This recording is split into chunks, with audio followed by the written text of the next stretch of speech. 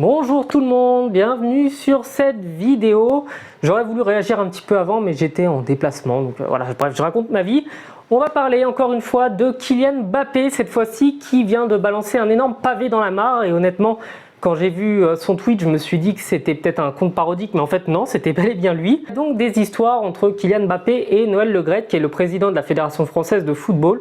Donc je vais vous lire le tweet et je vais vous expliquer un petit peu le contexte. Du coup, sur la page Twitter ActuFoot, on pouvait lire ceci, je vous mettrai à l'écran la publication. Kylian Mbappé ne voulait plus jouer avec l'équipe de France après l'Euro 2000, déclare Noël Le Graët.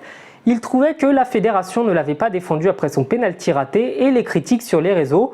Il ne voulait plus jouer en équipe de France. Ça, c'est une affaire qui avait eu lieu après l'élimination de l'équipe de France face à la Suisse où Kylian Mbappé avait subi beaucoup d'injures qui dépassaient même le cadre du sportif après son penalty loupé.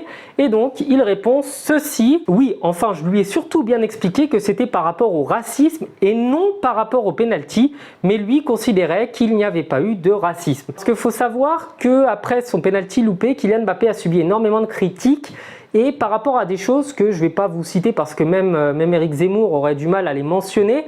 Mais concrètement, les origines de certains pays de Kylian Mbappé sont beaucoup revenus, ont été énormément insultés avec des insultes vraiment dignes de l'époque, même pire que coloniale, mais de l'époque de l'esclavagisme en Louisiane. Donc autant vous dire que c'était assez fleuri et que Kylian Mbappé évidemment ne voulait plus subir ce genre de choses parce qu'on peut attaquer les performances sportives de quelqu'un, ça peut se comprendre. Je pense que quand on est sportif professionnel et encore plus Kylian Mbappé, on est tout à fait capable de comprendre ses critiques, mais là quand on attaque des origines, quand on attaque sa mère, son père, une couleur de peau, une religion supposée ou autre, ça n'a pas sa place.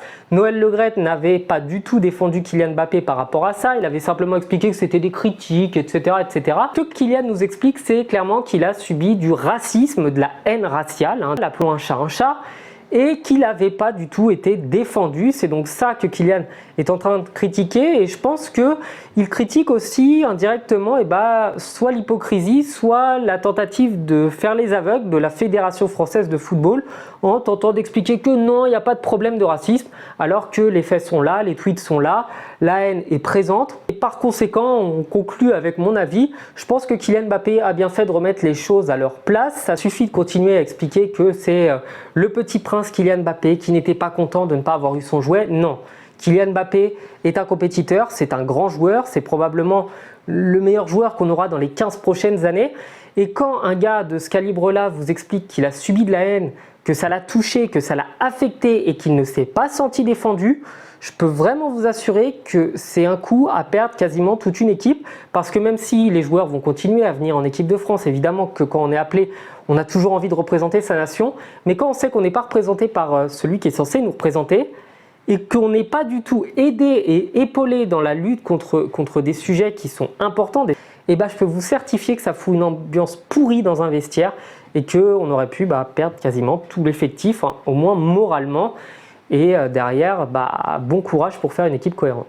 Voilà, cette vidéo était courte, c'était vraiment à titre informatif. J'espère qu'elle vous aura plu parce que Noël Le Graët fait partie de ces gens qui n'aiment pas le football, je pense.